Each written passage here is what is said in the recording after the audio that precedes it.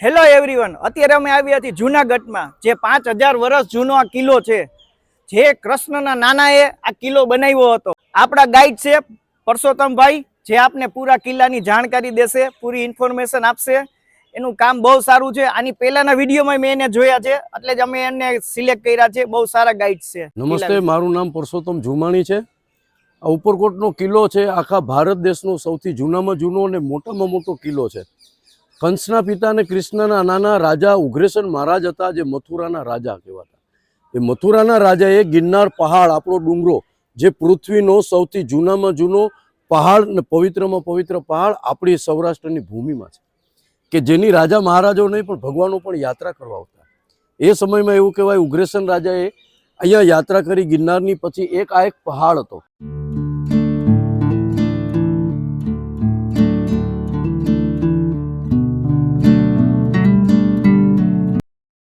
એ પર્વત ઉપર એને કિલ્લો બનાવ્યો.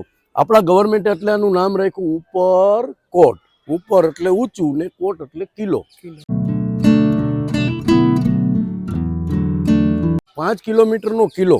જૂનું જુનાગઢ પહેલા આની અંદર રહેતું હતું. આપણા હિન્દુ રજપૂત રાજાઓ અહીંયા રાજ કરી ગયા.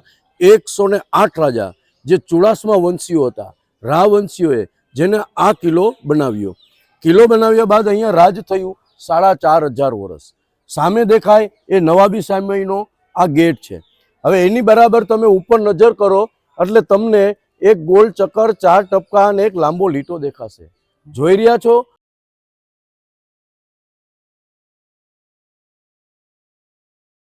તે આ ઉપરકોટ કિલ્લાનું રાજ્ય ચિહ્ન છે.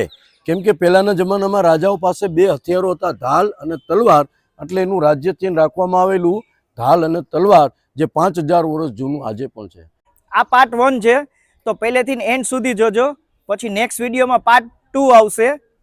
પરસોત્તમભાઈ, તો આનું મેનેજમેન્ટ શું, ટિકિટનો ભાવ છે અને શું ગાઈડ્સનો ચાર્જ છે, એ થોડુંક સમજાવજો. હવે ઉપરકોટ જોવા માટે સહેલાણીઓને અહીંયા આવે છે. ઉપરકોટ કિલ્લાની અંદર 100 રૂપિયા એન્ટ્રી ચાર્જ છે. 100 રૂપિયા એક બેલ્ટ સર્વિસ, જે આપને ગ્રીન બેલ્ટ આપ્યો છે. તો અહીંયા 100 રૂપિયા નહીં, 200 રૂપિયા પ્રતિ વ્યક્તિ ચાર્જ નથી લાગતો. 100 રૂપિયા ટિકિટ, 100 રૂપિયા ડિપોઝિટ. રિટર્ન આવો એટલે 100 રૂપિયા તમને પાછા આપે છે. બીજું, અહીંયા તમારે ગાઈડ કરવું હોય તો એ પણ આ ગવર્મેન્ટને તમારે ચાર્જ ભરવો પડે છે. 1 થી 8 જણ હોય તો 472 રૂપિયા ગાઈડનો ચાર્જ પડે છે. પછી એનું પેકેજ સિસ્ટમ છે. 8 થી 20 જણા હોય તો 708 રૂપિયા પ્લસ જીએસટી. કોવિડ ટાઈમથી પહેલાં જેને કિલ્લો જોયેલો હોય તો એ પાછા આવજો, કેમ કે આ કિલ્લો કોવિડ પછી એવો બન્યો છે કે આપણા ગુજરાતના નહીં, ભારતના નહીં, પણ વિદેશથી પણ લોકોને જોવા આવવું પડશે એવો કિલ્લો બન્યો છે ઉપરકોટનો. તો બધાને નમ્ર વિનંતી કરું છું કે એકવાર જરૂર આવજો અને આ ઉપરકોટ કિલ્લો જોજો. આવો, આપણે હવે ઉપરકોટની સૈર કરશું અને અહીંયા 2 પ્રાચીનો મંદિરોના પણ દર્શન કરાવશું. એ ત્યાં જઈને આપણે મંદિરોના દર્શન કરશું. આ આપણી એન્ટ્રી ટિકિટ છે. અમે 2 વ્યક્તિની એન્ટ્રી ટિકિટ કરેલી છે. 100 રૂપિયા એમાં એન્ટ્રી ચાર્જ ને 100 રૂપિયા ડિપોઝિટ, એટલે કે અમે 400 રૂપિયા પે કર્યા છે. અમે ફરીને પાછા આવશું. 200 રૂપિયા ત્યાં ટિકિટ બારીએ અમને રિફંડ મળશે. આવો, હવે આપણે ઉપરકોટ કિલ્લામાં પ્રવેશી ચૂક્યા છીએ. આ જગ્યા ઉપર 2 પ્રાચીન મંદિરો છે. અહીંયા પેલું મંદિર દેખાય છે એ હનુમાન દાદાનું છે. આપણે બાજુમાં જોશું તો બીજું મંદિર જે ગણપતિ દાદાનું છે. આ બંને 550 વર્ષ જૂના મંદિર છે.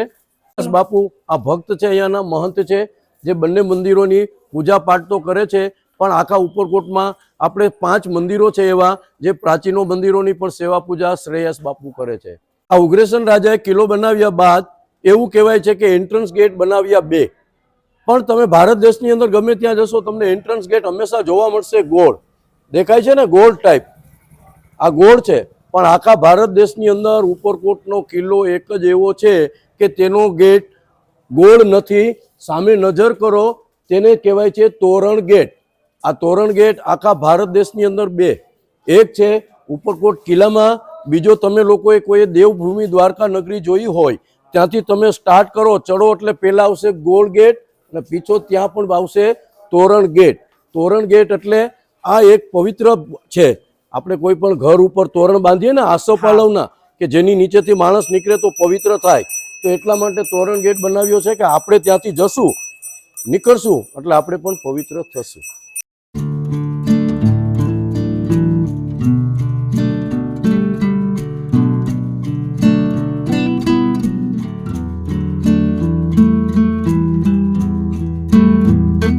ગેટની ઉપર પણ જો નાના નાના ફાંકા છે ને, પહેલાના જમાનામાં પણ અહીંયા યુદ્ધો થતા, એવું કહેવાય એ ફાંકાઓમાંથી ફાયરિંગો થતા. હજી પણ તમને જો ને નિશાનો દેખાશે ગોળીઓના, દેખાય છે? એ બંદૂકોના નિશાન છે સાહેબ, ખાડા પડેલા છે ને એ બંદૂકોના નિશાન છે. એટલે અહીંયા પણ યુદ્ધ થયેલા. હવે આ તોરણ ગેટ તો આપણે જોયો, આપણે અંદર આવ્યા. આ જગ્યા ઉપર બે ગોખલા જોવા મળે છે. આ ગોખલા શું છે? પહેલાના જમાનામાં ચોકીદારીઓ અહીંયા ચોકી કરતા. પહેલાના જમાનામાં ચોકીદારી હંમેશા કિલ્લાની અંદર થતી, દગાબાજીઓ થતી નહીં. આ જમાનામાં ચોકીદારી બહાર વહી ગઈ, હવે જો દગાબાજીઓ થવા માંડી. પહેલાના જમાનામાં માની લ્યો, મેં કીધું તમને 5 કિલોમીટરનો કિલ્લો, કોઈ પણ માણસને બાઉન્ડ્રીએ ફરવું હોય તો જે માણસ અહીંયાથી ચડશે એ આખો કિલ્લો ફરી ફરી ફરી ફરીને પાછો અહીંયા એક્ઝિટ થઈ જશે.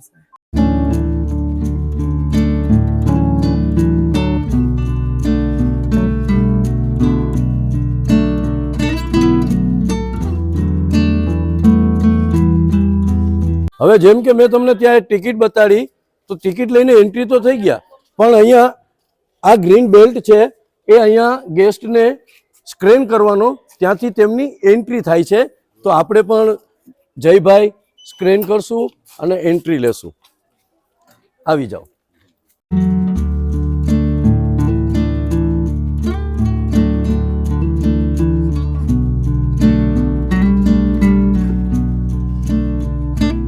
આપણે જેમ એન્ટ્રન્સ થયા તોરણ ગેટેથી, તો એ રિનોવેશન થયું છે, તો નવો દરવાજો છે.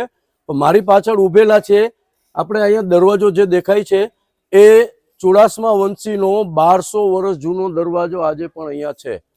આ લાકડું છે એ સાગનું છે કે જે હજારો વર્ષો સુધી ટક્યા કરે અને સડે નહીં. અને નવા જે આપણે ગેટ જોયા એ આખું નવું બનાવ્યું છે.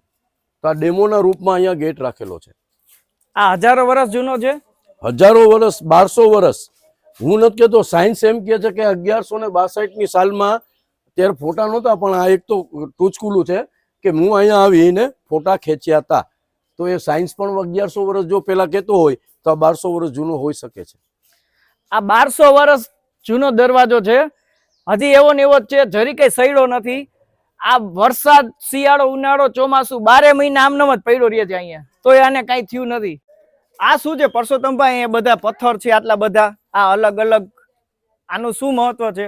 હવે સાહેબ હું તમને એ કહું કે આપણે અહીંયા જ્યારે કોવિડ ટાઈમ થયો ત્યારે ઉપરકોટ કિલ્લાને બંધ કર્યો. ભારત સરકારે ઉપરકોટ કિલ્લામાં એવું કહેવાય 100 કરોડની આસપાસ ઇન્વેસ્ટમેન્ટ કર્યા. આ કિલ્લાને આખું રિનોવેશન કર્યું છે. એટલે અહીંયામાં એવું કહેવાય કે એ સમયમાં જે જમીનોમાં અમુક આપણા જે હિન્દુના સંસ્કૃતિના જે અવશેષો હતા એ દટાઈ ગયા હતા. તો રિનોવેશનના ટાઈમે ખોદકામ કર્યા પછી અમુક આ અવશેષો નીકળ્યા છે, જે ડેમોના રૂપમાં અહીંયા રાખવામાં આવેલા છે.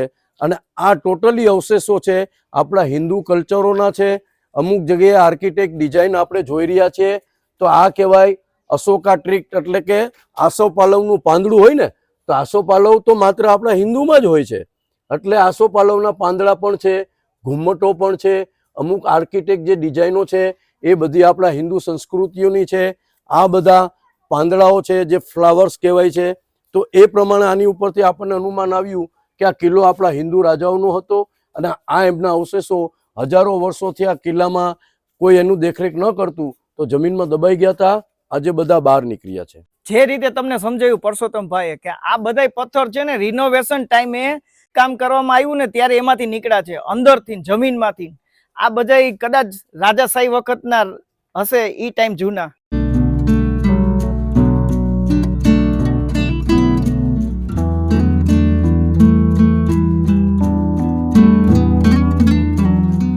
આ શું છે? ખાઈ શું છે પરસોત્તમભાઈ? હા, તો તમને કહી દઉં, આ પથ્થરની ખાઈઓ છે. પહેલાના જમાનામાં રાજાઓ લોકો જે કિલ્લાની બોર્ડર સામે, અત્યારે જંગલ છે એટલે દેખાશે નહીં, ત્યાં બાઉન્ડ્રી છે કિલ્લાની. આ ખાઈઓ પહેલાના જમાનામાં રાજાઓ લોકો એટલા માટે બનાવતા કે ગામ અહીંયા વસ્તુ તેના રક્ષણ માટે, પ્રોટેક્શન માટે. બાઉન્ડ્રી છે આમ, આવી ખાઈઓ કિલ્લાની ફરતે રાખવામાં આવતી. રાજાઓ લોકો ખાઈઓ બનાવતા શું કામ? તો પ્રોટેક્શન કેવી રીતના થાય? તો પહેલા કહી દઉં, ખાઈઓની ઊંડાઈ ઓછામાં ઓછી 500 ફૂટ થાય. અંદર ઝેરીલા જાનવરો હોય, ઠંડુ પાણી હોય, મોટા મોટા મગરમચ્છોને પણ રાખે. આપણને દેખાય છે અત્યારે ખુલ્લું, પહેલાના જમાનામાં એવું નહોતું. આની ઉપર બનાવતા બગીચો, બગીચો શું કામ બનાવે કે માની લ્યો પાછળથી દુશ્મન ટપીને આવે તો એને ખબર ન પડે કે આ બગીચાની નીચે ખાય છે, એટલે સીધા અંદર પડી જાય, ઝેરી જાનવરો કઈડી જાય અથવા તો મગરમચ્છો એને ખાઈ જાય. એટલે રાજાઓને પ્રજાઓના રક્ષણો માટે પણ પહેલાના જમાનામાં રાજા લોકો આવી ખાઈઓ બનાવતા. આને કહેવાય પથ્થરની ખાઈ.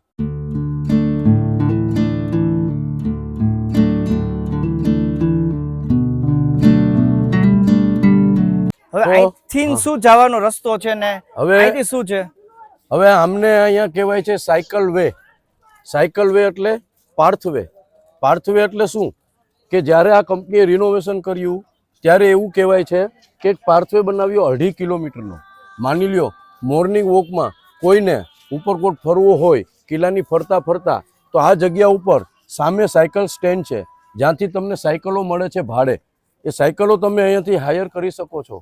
50 રૂપિયા પર 1 કલાકનો ચાર્જ લે છે અને એ આખો આપ કિલ્લો બારોબારથી ફરી શકો છો. અહીંયાનું નવું સ્ટ્રક્ચર છે, આને કહેવાય છે પાર્થવે એટલે કે સાયકલ વે. અહીંથી સાયકલ વે છે, તો નેક્સ્ટ વિડીયોમાં અમે સાયકલ વેનો જરૂર વિડીયો બનાવશી. અહીંયા સાયકલ છે, આ સાયકલ ભાડે મળે છે, જેનો સાયકલ વે એક અલગથી રસ્તો બનાવ્યો છે. પૂરા કિલ્લાને આપણે રાઉન્ડ લગાવી શકી, પૂરો કિલ્લો સાયકલથી જોઈ શકી. તો નેક્સ્ટ વિડીયોમાં હું સાયકલનો વિડીયો જરૂર બનાવીશ. હવે આપણે અહીંયા વિઝિટ કરી રહ્યા છીએ. 2 તોપ છે, મારી પાછળ જોઈ રહ્યા છો. એક મોટી તોપ છે, આનું નામ નીલમ કહેવામાં આવે છે. એની બાજુમાં બીજી તોપ છે, તેને કહેવામાં આવે છે માણેક તોપ. આ બંને તોપ છે એ તર્કી દેશમાં બની છે 550 વર્ષ પહેલાં. બંને તોપો બન્યા બાદ અહીંયા નથી લાવવામાં આવેલી, દરિયાઈ સમુદ્રથી આપણે દીવનો એક કિલ્લો જેને પોર્ટુગીઝ કહેવાય છે, જે બ્રિટિશનો કિલ્લો, આખો એક ટાપુ, એ જગ્યા ઉપર બંને તોપો ગઈ. તોપો ત્યાં ગઈ, પણ અહીંયા કેમ આવી, કઈ રીતે આવી, તો એના માટે આપણે આગળ જોશું. પછી હું ત્યાંનું તમને માર્ગદર્શન આપીશ.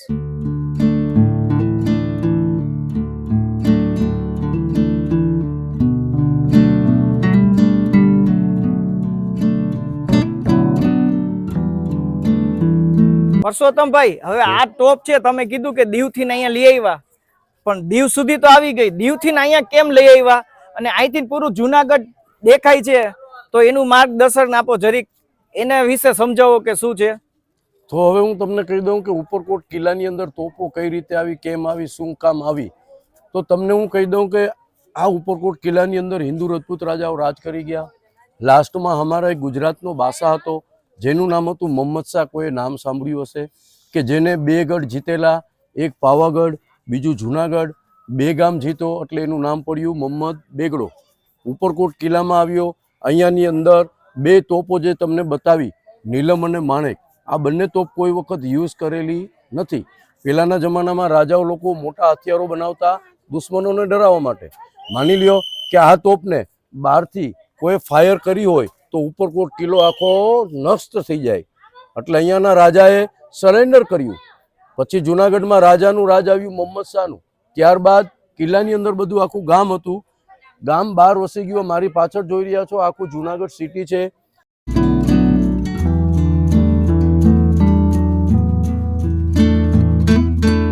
આ જુનાગઢ છે, એ જુનાગઢ શું છે, આખા ગુજરાતનો સૌથી મોટામાં મોટો જિલ્લો કહેવાતો હતો જુનાગઢ. આખા ગુજરાતનું સૌથી જૂનામાં જૂનું ગામ કહેવાતું હતું જુનાગઢ. આખા ભારત દેશનું પ્રાચીન ને મહત્વ ગામ કહેવાય છે આજે પણ જુનાગઢ. શું કામ, તો હવે પછી બતાડીશ ને. હવે તમને મેં કીધું તોપ, તો મોહમ્મદ બેગડો સોમનાથ મંદિરને છેલ્લી વાર લૂંટવાવાળો ત્યાંથી ગયો દીવના કિલ્લામાં. દીવના કિલ્લામાંથી આ બંને તોપ 7 હાથીના ગાડા બાંધી આ ઉપરકોટમાં લઈ આવ્યો. આ નીલમ અને માણેક પંચધાતુની બંને તોપો છે. પહેલાના જમાનામાં ટ્રક ટ્રોલીઓ નહોતા, વધારે કામ તો હાથીઓથી જ કરાવવામાં આવતા હતા. એટલે એ જમાનામાં હાથી અને ઘોડાઓ હતા, ગધેડાઓ એ જમાનામાં નહોતા. હવે ગધેડા આવ્યા. તો બહાર દેખાય જુનાગઢ સિટી.